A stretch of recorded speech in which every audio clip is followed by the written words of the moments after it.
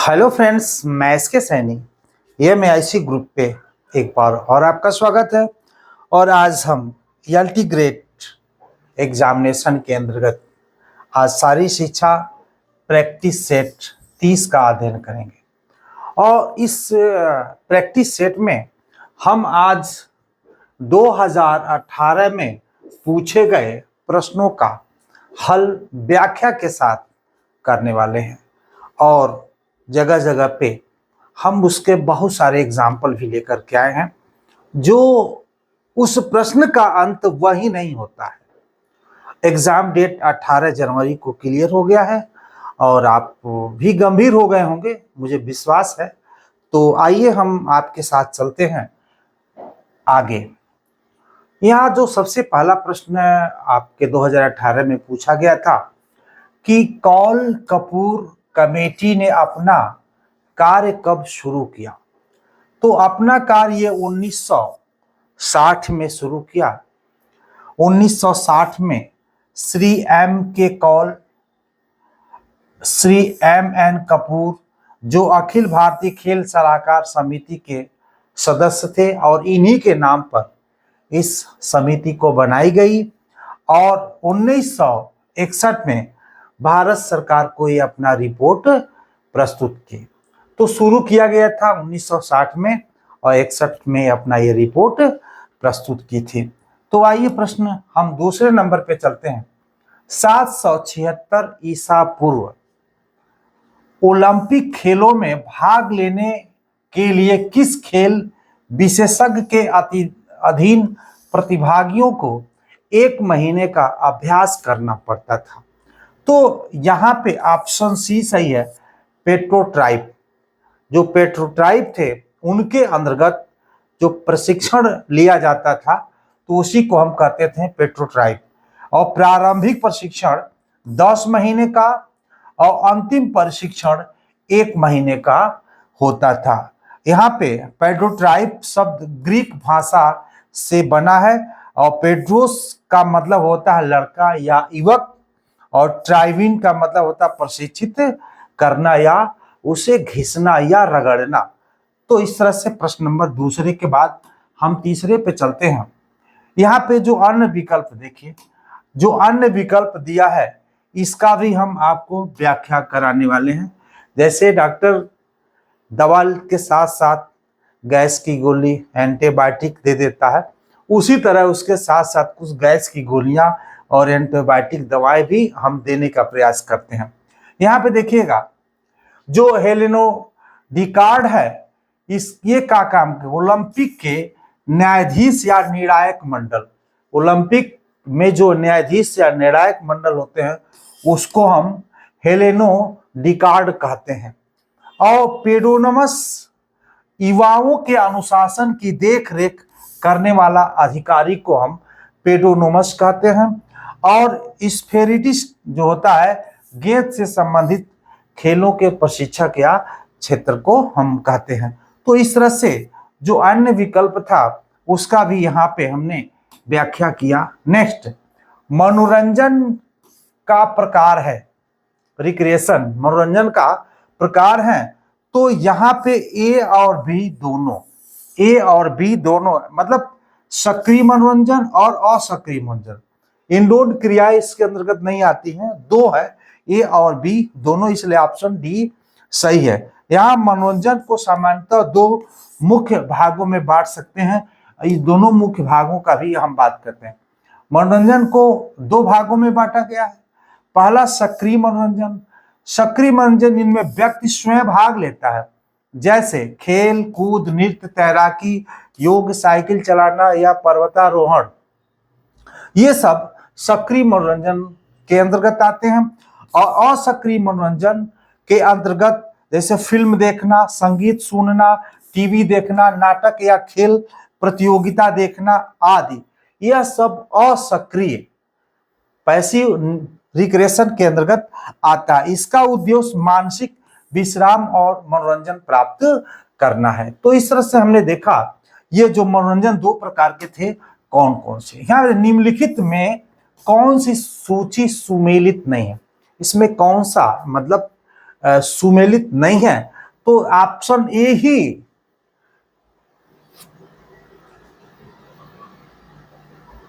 इसमें जो option A सुमेलित नहीं है, ये ऑप्शन ए सुमेलित नहीं है। सरप्लस एनर्जी, जिसको एक्स्ट्रा एनर्जी या अतिरिक्त ऊर्जा का सिद्धांत जिसको हम कहते हैं, वह हर्बर्ट स्पेंसर ने इस सिद्धांत को दिया था। बाकी तो सब सही है, लेकिन ये आपका गलत नहीं है, इसलिए ऑप्शन ए आपका सही है। और सरप्लस एनर्जी का मतलब होता है हर्बर्ट स्पेंसर, एक्स्ट्रा एनर्जी। अंतर्राष्ट्रीय योग दिवस 2019 की जो विषय वस्तु क्या थी, यह हम देखते हैं। तो यह क्लाइमेट एक्शन, इसलिए ऑप्शन डी सही है। हालांकि 2018 का पेपर है, हम 2019 का यहाँ बात कर रहे हैं, तो ऐसा नहीं है कि 18 का ही पूरा है, हम इसमें अपने हिसाब से कुछ इसमें मतलब समावेश किए हैं, इसमें ऐड किए हैं। यहाँ पे देखिए 2019 योगा फॉर क्लाइमेट एक्शन, यानी जलवायु परिवर्तन से निपटने हेतु योग जो उसकी भूमिका थी, वो मुख्य उसका मोटो था। दूसरा 2020 में yoga at home, yoga with family, यानी कोविड-19 की जो महामारी चल रही थी, उस दौरान यानी घर पर योग करने का संदेश दिया गया था। 2021 की जो बात करते हैं, योगा फॉर जो है वेलनेस, यानी महामारी के बाद स्वस्थ और मानसिक संतुलन पर केंद्रित थे। 22 में योगा फॉर ह्यूमैनिटीज, यानी मानव की सेवा और एकता में योगदान की भूमिका। आइए नेक्स्ट चलते हैं कि 2023 में योगा फॉर जो वसुधैव कुटुंबकम, एक पृथ्वी, एक परिवार और एक भविष्य, जो G20 का ये थीम था, यानी G20 जो सम्मेलन हुआ था उसका भी थीम एक ही था, मतलब व्यक्तिगत एकता का संदेश देने के लिए 2023 योगा, और हम G20 की भी बात कर सकते हैं। 2024 में yoga for sale and society, यानी स्वयं और समाज दोनों के कल्याण हेतु योग का महत्व बताना। 2025 में जो संभावित अपेक्षित योगा फॉर ग्लोबल ह्यूमनी अभी आधिकारिक घोषणा शेष है, क्योंकि वो विश्व शांति और एकता पर केंद्रित होने की संभावना 2025 जो 21 जून 2025 का ये थीम था। तो इस तरह से हम देख सकते हैं जो अंतर्राष्ट्रीय योग दिवस के कुछ थीम थे। अब यहाँ पे व्यवहार की वृद्धि को क्या कहा जाता है, तो इसको सीखना कहता है। व्यवहार की वृद्धि को सीखना कहा जाता है। यहाँ पे देखिए डिटेल, व्यवहार में होने वाले परिवर्तन या वृद्धि को सीखना या लर्निंग कहा जाता है। जे.ओ. हिटलर के अनुसार सीखना उस क्रिया के रूप में परिभाषित किया जा सकता है जिसमें व्यवहार की उत्पत्ति, वृद्धि तथा प्रशिक्षण के अनुभव के आधार पर परिवर्तन होता है। ये जे.ओ. हिटलर के अनुसार ये आपको परिभाषा दिया गया है। तो इस तरह से हमने वृद्धि को देखा, और आगे देखते हैं। वृद्धि केवल शारीरिक परिवर्तन से संबंधित है और विकास शारीरिक, मानसिक, सामाजिक, भावनात्मक सभी क्षेत्रों में विकास होता है। जैसे आपने देखा होगा कि पेड़ का बढ़ना वृद्धि होता है, लेकिन धीरे धीरे वो समय लगता है मोटा होना, वो विकास करता है। हमारी शरीर की लंबाई जो बढ़ जाती है वो वृद्धि होती है, लेकिन जो इसमें मैच्योरिटी, भावनात्मक, ज्ञानात्मक जो इसमें वृद्धि होता है उसको हम क्या कहते हैं, विकास कहते हैं। यहाँ पे सीखना क्या होता है, अनुभवों के आधार पर व्यवहार में अस्थायी परिवर्तन को दर्शाता है। इसलिए व्यवहार वृद्धि सीखना, यानी व्यवहार में जो वृद्धि होती है उसे हम सीखना कह सकते हैं, या सीखने में जो हमारी वृद्धि होती है उसको हम वृद्धि कहते हैं। यहाँ पे नेक्स्ट चलते हैं। जे.ओ. हिटलर के अनुसार सीखना उस क्रिया के रूप में परिभाषित किया जिसमें व्यवहार की उत्पत्ति हो, वृद्धि तथा प्रशिक्षण के अनुभव के आधार पर परिवर्तन होता है। तो यहाँ पे परिभाषा था छोटा सा। आधुनिक मनोविज्ञान निम्नलिखित में से किसका अध्ययन करता है? आधुनिक मनोविज्ञान, तो इसमें ऑप्शन डी सही है, व्यवहार का अध्ययन करता है। और वुडवर्थ के अनुसार सर्वप्रथम मनोविज्ञान ने अपनी आत्मा का त्याग किया, फिर उसने अपने मन का त्याग, तत्पश्चात उसने चेतन को त्यागा और अब वह व्यवहार के ढंग को अपनाता है। ये बुद्धवर्थ के अनुसार एक परिभाषा है मनोविज्ञान व्यवहार का। तो इस तरह से हम कह सकते हैं आधुनिक मनोविज्ञान हम किसका अध्ययन करता है, तो व्यवहार का अध्ययन करता है। नेक्स्ट चलते हैं। यहाँ पे मानव कंकाल की जो सबसे बड़ी जो संधि ज्वाइंट्स होता है वो कौन सा होता है, तो इसका जो सबसे बड़ा जो ज्वाइंट्स होता है ये घुटने की संधि जो नी ज्वाइंट्स होता है। यहाँ पे देखेंगे ये जो फीमर है, यहाँ पे टिबिया या टिबिया फिबुला जो दोनों हड्डी है, पतली वाली जो साइड में होता है वो फिबुला होती है और जो मोटा इसमें होता है वो टिबिया होता है। और ये जो आप देख सकते हैं ये पटेला होता है। यानी हम कह सकते हैं जो घुटने की संधि जो है वो बड़ी जटिल जोड़ है और जो सबसे बड़ा जोड़ शरीर का जो सबसे बड़ा जोड़ हम कह सकते हैं वो घुटने की संधि को हम कहते हैं। और सबसे छोटा जो जोड़ होता है स्टेबी जो कान के हड्डी का जो जोड़ होता है वो सबसे छोटा होता है, इसलिए ऑप्शन आपका सी सही। यहाँ पे हमने देखा ये फीमर जो शरीर की सबसे लंबी हड्डी फीमर होता है और सबसे मजबूत भी अगर देखा है, अगर मैं इसको छोड़ दिया जाए जबड़े की बात करें तो मैंडिबल की छोड़ करके, यह फीमर जांघ की हड्डी और टिबिया टांग की हड्डी, फीमर जांघ की होती है और टिबिया और फिबुला टांग की हड्डी होती है। ये बीच मतलब ये बनती है। इसमें जो पटेला घुटने की टोपी भी शामिल होता है। यह एक सिनोवियल हिंग ज्वाइंट्स, इसमें कौन सा फ्यूल होता है घुटने में, तो हम कह सकते हैं कि सिनोवियल हिंग ज्वाइंट्स होता है। उसी के वजह से वो थोड़ा सा एक्सटेंशन और फ्लेक्शन करता है, जो मुड़ने फ्लेक्शन और एक्सटेंशन की क्रिया में मदद करता है। और सबसे बड़ी जो संधि है क्योंकि यह बड़े हड्डी समूहों को जोड़ती है और सबसे मजबूत लिगामेंट होते हैं जैसे एसीएल, पीसीएल, एमसीएल और एलसीएल। यह एक लिगामेंट है जो उसको जोड़ता है। ये देखिएगा एसीएल, पीसीएल, एमसीएल और ये एलसीएल, ये सब एक लिगामेंट का नाम है। इसकी भी हम थोड़ा सा व्याख्या आपको कर देते हैं। इसीलिए मैंने कहा कि जैसे डॉक्टर अन्य दवाओं के साथ कुछ गैस की दवाएं या कह सकते हैं क्या बोलते हैं एंटीबायोटिक, इसी तरह से हमने एंटीबायोटिक भी देने का प्रयास किया है। एसीएल हम दे सकते हैं, एंटेरियर जो है कर्कुलेट लिगामेंट जांघ की हड्डी फीमर को टिबिया और टिबिया के सापेक्ष आगे खिसकने से रोकता है। यानी हम कह सकते हैं कि फीमर और टिबिया को यानी वो आगे खिसकने से रोकता है, उसको जोड़ता है। पीसीएल जो होता है जो पोस्टीरियर और सर्किट लिगामेंट होता है, टिबिया को पीछे की ओर से खिसकने से रोकता है। एमसीएल जो मीडियल कोलेक्ट्रियल लिगामेंट होता है, घुटने को अंदर की ओर झुकने से बचाता है। एलसीएल जो लेटरल कोलेट्रल और लिगामेंट होता है, घुटने के बाहर की ओर झुकने से बचाता। ये हमने देखा जो एसीएल, पीसीएल, एमसीएल और एलसीएल का ये फुल फॉर्म भी है और इसका क्या काम है, बड़े जो ज्वाइंट्स हैं उसको जोड़ने का काम करता है। नेक्स्ट, मानव शरीर की सबसे छोटी जो संधि कौन सी होती है, जो ज्वाइंट्स कौन सी होती है, तो स्टेप्स हड्डी की संधि होती है। ये कान में पाई जाती है, ये सबसे छोटी होती है। यह जो है इंकस और स्टेप्स नामक दो छोटी हड्डियों के बीच बनती है, इसलिए ऑप्शन आपका सी सही उत्तर है। नेक्स्ट चलते हैं कि संतोष का नियम संबंधित है। संतोष का नियम संबंधित है तो यह प्रभाव के नियम से। हालांकि अगर आप मांसपेशियों से रिलेट अगर क्वेश्चन आप जानना चाहते हैं तो आप हमारे मांसपेशी वाले प्रैक्टिस सेट में आप चले जाएंगे तो संपूर्ण मांसपेशी का अध्ययन आपको मिल जाएगा। मैं आपको बता दूं कि अगर आप मेरे चैनल पर नए हो तो आप सब्सक्राइब कर सकते हैं और नीचे जो दिए लिंक है डिस्क्रिप्शन बॉक्स में, उसमें टेलीग्राम का उसमें लिंक है। अगर उसको दबा करके टेलीग्राम में ऐड हो जाते हैं तो बहुत सारे क्वेश्चन मैं कराता रहता हूं और लेटेस्ट वीडियो तुरंत आपको मिल जाएगा और बहुत सारे जो मतलब कोई जानकारी होती है तो तत्काल आपको मिल जाएगा।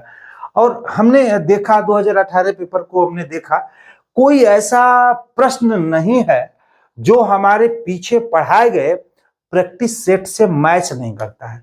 हमने आज पहली बार 2018 का हमने एक पेपर सॉल्व करने का प्रयास किया, तो हमने महसूस किया कोई ऐसा प्रश्न नहीं आया जो हमारे प्रैक्टिस सेट में नहीं है। इसलिए मैं आपसे कहूंगा कि जो ये 30वां है, ये सारे प्रैक्टिस को आप देखने का प्रयास करिए, आपको बहुत मदद मिलेगा। प्रभाव के नियम, लॉ ऑफ इफेक्ट, संतोष का नियम, लॉ ऑफ जो सर्टिफिकेशन या लॉ ऑफ इफेक्ट, ये थॉर्नडाइक द्वारा प्रतिपादित है। यानी प्रभाव का नियम किसने दिया था? तो थॉर्नडाइक ने दिया था। खेल मनोविज्ञान का बहुत ही बेहतरीन वीडियो है हमारा, आप देख सकते हैं। सीखने में उद्दीपन अनुक्रिया सहचर सिद्धांत किसने दिया था? तो ये जो है एल्बर्ट थॉर्नडाइक ने दिया था। देखिएगा, इसी के साथ हमने कुछ बात किया है। कोहलर अंतर्दृष्टि सूझ द्वारा सीखने के सिद्धांत, जिसे गेस्टाल्ट जो है गेस्टाल्ट सिद्धांत पूछता, गेस्टाल्ट सिद्धांत किसने दिया है? तो कोहलर को आप बताएंगे। और जो है वोल्फैग कोहलर द्वारा, इनका पूरा नाम है, यानी हम कह सकते हैं वोल्फैग कोहलर। अब वोल्फैग कोहलर आ जाए तो आप सोचेंगे तो दूसरे वाले कोहलर है, वही कोहलर है जिसको हम अंतर्दृष्टि सूझबूझ का सिद्धांत भी कराते हैं, वो जो बनवानुस वाला जो है वो। इसकी टोटल वीडियो अगर देखना है तो आप खेल मनोविज्ञान बाई एस के सैनी देवरिया अगर डालेंगे तो आ जाएगा। पावलो अनुबंधित अनुक्रिया सिद्धांत, जिसे शास्त्रीय अनुबंध का सिद्धांत भी कहा जाता है, पावलो ने दिया था। हर्बर्ट स्टेंटर अभी हमने बताया था एक्स्ट्रा एनर्जी अतिरिक्त ऊर्जा सिद्धांत का को दिए हैं। आइए बात करते हैं नेक्स्ट। थॉर्नडाइक ने परीक्षणों के आधार पर कितने प्रकार के सीखने के नियम बताए हैं? हालांकि हमने आपको बताया 3, जिसको तीनों का प्रभाव का, तत्परता का, अभ्यास का नियम, तीनों। और थॉर्नडाइक ने अपना सिद्धांत किस पे दिया था? बिल्ली पे दिया, तो पिंजरे में बंद करके इसको लॉक लगा देते थे और बिल्ली खोल लेती थी। इसको हम बड़ा बेहतरीन तरीके से बताए हैं। टेनिस में 4 हैंड ड्राइव सीखने पर क्रिया टॉप स्पिन सहित 4 हैंड में रूपांतरित हो जाती है। इस प्रकार के प्रशिक्षण का स्थानांतरण किसका उदाहरण है? ये सब पूछा हुआ प्रश्न है। ऑप्शन ये है जो है सकारात्मक स्थानांतरण, इसका उत्तर है सकारात्मक स्थानांतरण। इसका भी कुछ डिटेल देख लेते हैं। कृषि प्रशिक्षण जो सीखा गया हो का प्रयोग जब व्यक्ति अपने वर्तमान क्रियाओं में करता है तो उसे प्रशिक्षण या स्थानांतरण कहते हैं। यह मुख्यतः 3 प्रकार का होता है: सकारात्मक स्थानांतरण, नकारात्मक स्थानांतरण और शून्य स्थानांतरण। चलिए नेक्स्ट चलते हैं। इनमें से कौन सा जोड़ा गलत है? कौन सा जोड़ा गलत है?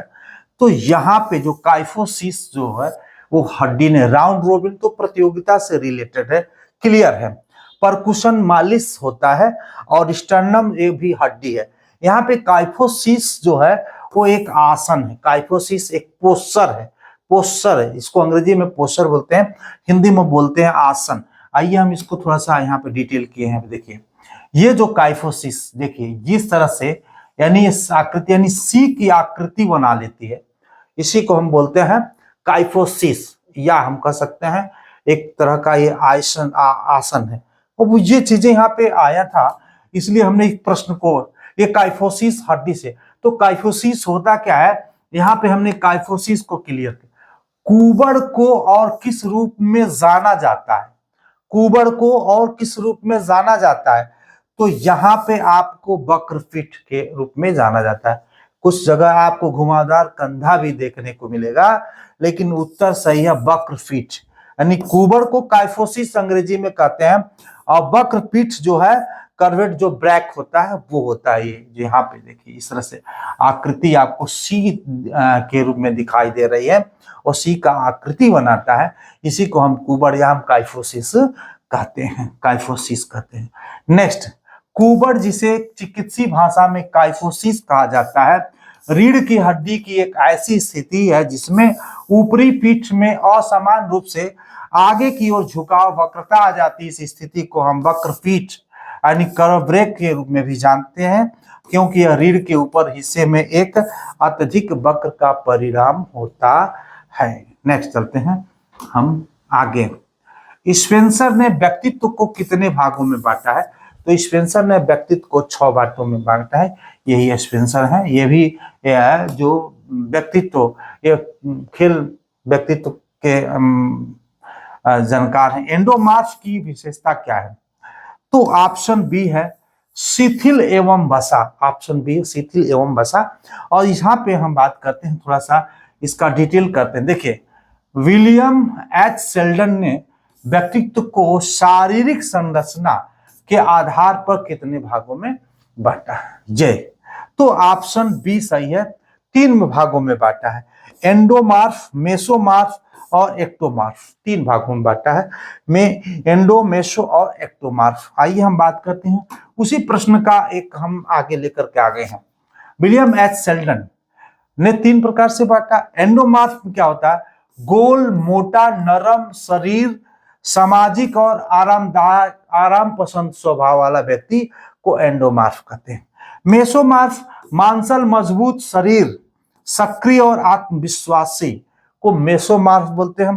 एक्टोमॉर्फ पतला, लंबा शरीर, संवेदनशील, अंतर्मुखी स्वभाव वाला, ये होता है आपका एक्टोमॉर्फ। इसमें पूछ क्या रहा है? यहाँ पे देखिए, यहाँ पे पूछ क्या रहा है? एंडोमॉर्फ पूछ रहा है ना, शिथिल एवं वसा। शिथिल एवं वसा हमने यहाँ पे देखा। एंडोमॉर्फ यहाँ पे देखिए, एंडोमॉर्फ गोल, मोटुल, नरम, सामाजिक, एक मिनट, एंडोमॉर्फ की विशेषता क्या है? शिथिल एवं वसा। अब यहां पे देखिएगा, एंडोमॉर्फ थोड़ा सा ये हल्का सा, इनसे थोड़ा सा मोटा ये है, इनसे थोड़ा सा मोटा ये है। वसा युक्त, थुलथुल, मोटा, ये नरम, ये है, इसको बोलते हैं एंडोमॉर्फ। ये है मेसोमॉर्फ, ये है पतला, लंबा, एक्टोमॉर्फ। तो इस तरह से तीनों आकृति यहाँ पे आपको देखने को मिली। इसका डिटेल खेल मनोविज्ञान में आप देख सकते हैं। शारीरिक शिक्षा के अध्यापकों को जब वह गति से संबंधित किसी क्रिया का शिक्षण कराते हैं तो किस कारक का ज्ञान होना चाहिए? तो यहाँ पे शक्ति का उत्पन्न होना, शक्ति का प्रयोग या शक्ति का अवशोषण, उपयुक्त सभी का प्रयोग होना चाहिए। और इससे संबंधित अगर आपको पीडीएफ चाहिए तो 94 50 85 0 327 पर संपर्क करके आप संपूर्ण 300 प्रैक्टिस सेट का पीडीएफ, आप 75 रुपया दाम था, लेकिन अब इसकी दाम मैंने इसमें एक ऐड कर दिया, 80 रुपया में आप प्राप्त कर सकते हैं। 94 50 85 0 327 पे आप संपर्क करके 300 प्रैक्टिस सेट का आप पीडीएफ प्राप्त कर सकते हैं। किस प्रकार का व्यक्तित्व स्वभाव से स्पर्धाशील नहीं होता? तो टाइप बी। टाइप बी किस प्रकार का व्यक्तित्व स्वभाव से स्पर्धाशील नहीं होता है? तो टाइप बी प्रकार का जो व्यक्तित्व वाला व्यक्ति होता है उसमें यह कमी पाई जाती है। तो आइए हम ए और बी सी डी सबको भी जान लेते हैं, ये क्या होता है, टाइप ए कैसे होते। इस प्रकार के व्यक्ति अत्यधिक स्पर्धाशील और आत्मविवेचनात्मक और शीर्ष उत्तेजित होते हैं, टाइप ए। ये टाइप बी इस प्रकार के व्यक्ति स्पर्धाशील नहीं होते, ये शांतचित्त और सहनशील होते हैं। और टाइप सी इस प्रकार के व्यक्ति आकर्षक, मनोहर तथा शांत, सुस्त, निष्क्रिय, निराश तथा नकारात्मक सोच वाले होते हैं, टाइप सी। और टाइप डी क्या होते हैं? इस प्रकार के व्यक्ति एकांत प्रिय, कष्ट सहन करने वाले, नकारात्मक सोच के होते हैं। तो ये सारे type A B C D का भी हमने जिक्र पूछ दिया। जो पूछता है आप इसका उत्तर आप दे दें। तो यहाँ पे ये सब पूछा हुआ प्रश्न है, जो मैं थोड़ा सा इसमें थोड़ा सा चेंजिंग लाया हूं, लेकिन सारे ये पूछे गए 2018 के प्रश्न है। यहाँ पे देखेंगे, निम्नलिखित में से कौन सी प्रेरणा की तकनीकी नहीं है? यहाँ पे उपर्युक्त में से कोई नहीं, यानी पुरस्कार एवं दंड, प्रशंसा, निंदा, प्रतियोगिता, यह समझिए कि प्रेरणा की तकनीकी है, लेकिन उपयुक्त में से कोई नहीं। निम्न से कौन सी प्रेरणा की तकनीकी नहीं है? उपयुक्त में से कोई नहीं। सॉरी डी ऑप्शन सही है, उपयुक्त में से कोई नहीं, इसका डिटेल देखते हैं। शरीर क्रिया विज्ञान में अध्ययन किया जाता है, तो ऑप्शन सही है, मानव शरीर के अंगों की और क्रियाओं का इसमें अध्ययन करते हैं। सीधी सी बात है, ऑप्शन बी आपका सही है। नेक्स्ट चलते हैं कि मानव शरीर के किस कोशिका को ट्रैफिक पुलिस के नाम से जाना जाता है? ट्रैफिक पुलिस के नाम से, तो गाल्जी काय को ट्रैफिक पुलिस के नाम से जाना जाता है। ये गाल्जी काय का एक हमने फिगर देने का प्रयास किया। लाइसोसोम को क्या कहते हैं? अपशिष्ट पाचन के लिए आत्मघाती थैली, शरीर का आत्मघाती थैली किसको कहते हैं? तो हम कह सकते हैं लाइसोसोम को। ऑप्शन सी, लाइसोसोम को कह सकते हैं। यहाँ पे नेक्स्ट चलते हैं। अस्थि मांसपेशी की संकुचनशीलता इकाई है, तो सार्कोमेयर है। ये सार्कोमेयर इसको बोलते हैं। चूंकि एल्टीग्रेट आयोग ने डी को उत्तर माना है, मायोफाइब्रिल को माना है, लेकिन जो सही उत्तर है वो सार्कोमेयर है। वो आप अपने को देख लीजिएगा।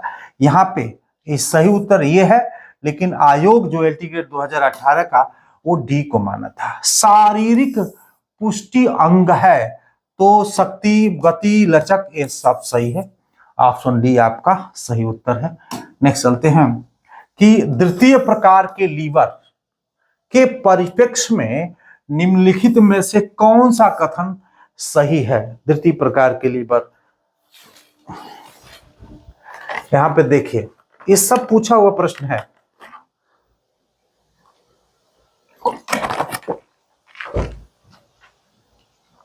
देखिए, ये आप आलंब एवं बल के मध्य प्रतिरोध स्थिर रहता है। आलंब फलक्रम उसी को बोलते हैं, एवं प्रतिरोध के मध्य बल स्थिर रहता है। तो ऑप्शन इसमें दिया है ए, केवल ए, तो सही में उत्तर है आपका केवल ए। द्वितीय प्रकार का जो लीवर है, यहाँ पे सेकेंड क्लास का लीवर हमने बताया है। ये लोड, जिसको हम भार कहते हैं, इफेक्ट, और यहाँ पे आपका है फलक्रम के बीच, फलक्रम और हम कह सकते हैं इफोर्ट, यहां के बीच लोड, यहां बल रहता है, उसी को हम द्वितीय सेकंड क्लास का लीवर कहते हैं। आइए हम और थोड़ा सा आपको क्लियर समझाने का प्रयास करते हैं। देखिए, उत्तोलक में 3 बल काम करते हैं, लीवर में 3 बल काम करते हैं, जान लीजिए। बड़े ही सरलता से यहाँ हमने इसको और क्लियर किया। अगर इसका लीवर का टोटल वीडियो देखना है तो प्रैक्टिस सेट आप 19 में देख सकते हैं। देखिए, बल को अंग्रेजी में फोर्स और इफोर्ट, ये 3 नामों से बल को जाना जाता है। आधार, अधिष्ठान, अंग्रेजी में एक्सिस या फलक्रम, ये सब एक ही चीज है। भार, प्रतिरोध, लोड, रेस्ट और रेजिस्टेंस, ये तीनों एक ही शब्द। देखिएगा, ये तीनों आप जानिए, कौन सा क्या पूछ देगा, किस भाई कौन सा पेपर किस मूड का आदमी सेट कर रहा है कि रेजिस्टेंस और फलक्रम और इफोर्ट का प्रयोग कर रहा है, कोई फोर्स, कोई लोड, कोई एक्सिस का प्रयोग कर रहा है, कोई फोर्स, कोई फलक्रम या कोई रेस्ट का प्रयोग कर रहा है। तो आप जाने रहेंगे तब आप क्लियर होंगे। यहाँ पे हम आपको ये जो 3 तरह के बल काम करते हैं, बल, आधार और भार, हिंदी में बोलते हैं, अंग्रेजी भी इसका हमने डिटेल कर दिया है। आइए हम एक एक को समझाने का प्रयास करते हैं। यहाँ पे देखिएगा, प्रथम श्रेणी का जो लीवर होता है, फर्स्ट टाइप का जो लीवर होता है, उसमें क्या होता है देखिएगा, भार, लोड, प्रेस और रेजिस्टेंस, ये सब एक है, ये सब एक है। और बीच में आधार, अधिष्ठान, एक्सिस, फलक्रम, ये सब तीनों शब्द एक है। ये बल, फोर्स और इफोर्ट, ये तीनों एक सब चीजें हैं। तो क्लियर हो गया कि फर्स्ट प्रकार के लीवर में नियम कह सकते हैं, लोड एक तरफ होगा और बीच में क्या होगा, ये फलक्रम होगा, और लास्ट में क्या होगा, फोर्स होगा। यहां पे देखिए, यह फलक्रम है, ये क्या है आपका फलक्रम है, यफ है, यह फलक्रम है, ये लोड है, लोड लोड, यहाँ पे देखिएगा लोड, लोड हमने देखा भार, लोड, यानी हम कह सकते हैं हरा कलर में जो है लोड है। और ये क्या है, इफोर्ट, इफोर्ट हम कह सकते हैं, इफोर्ट बल, प्रेस, ये बल यहाँ पे। तो जहां पे जो फलक्रम बीच में है वो फर्स्ट क्लास का लीवर है, फर्स्ट क्लास का लीवर है। फलक्रम, फलक्रम बीच में होता है, यहाँ पे फलक्रम बीच में होता है। यहाँ पे देखिए हमने फिर से यहाँ पे बनाया है लोड, फलक्रम, इफोर्ट। तो फलक्रम कहाँ पे आया, बीच में आ गया, भार, आधार और बल, तो फलक्रम कहाँ आया, बीच में आया। ये क्लियर मैंने यहाँ कर दिया कम शब्दों में।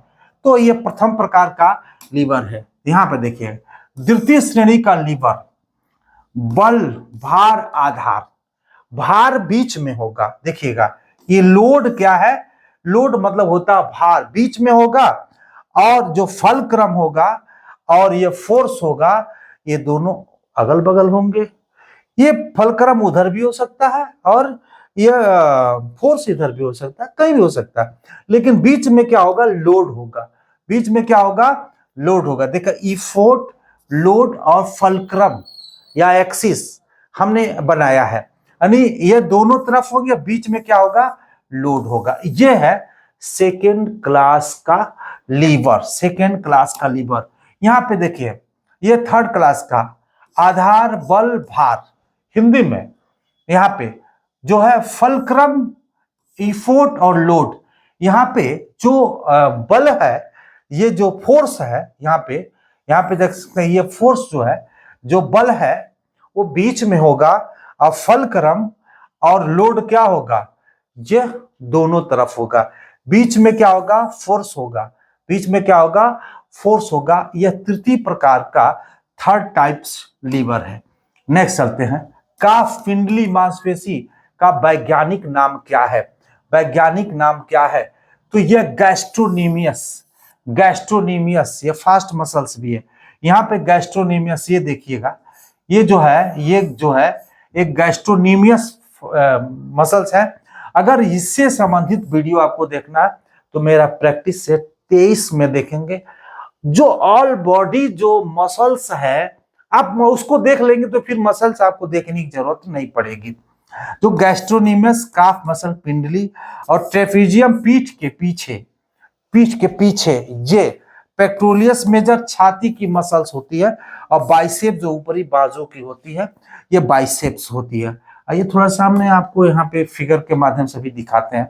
इनमें से कौन सबसे फास्ट मसल्स है जो एथलीट में सहयोग प्रदान करता है, तो गैस्ट्रोनीमियस, गैस्ट्रोनीमियस हमने बताया ना, गैस्ट्रोनीमियस, यही गैस्ट्रोनीमियस है।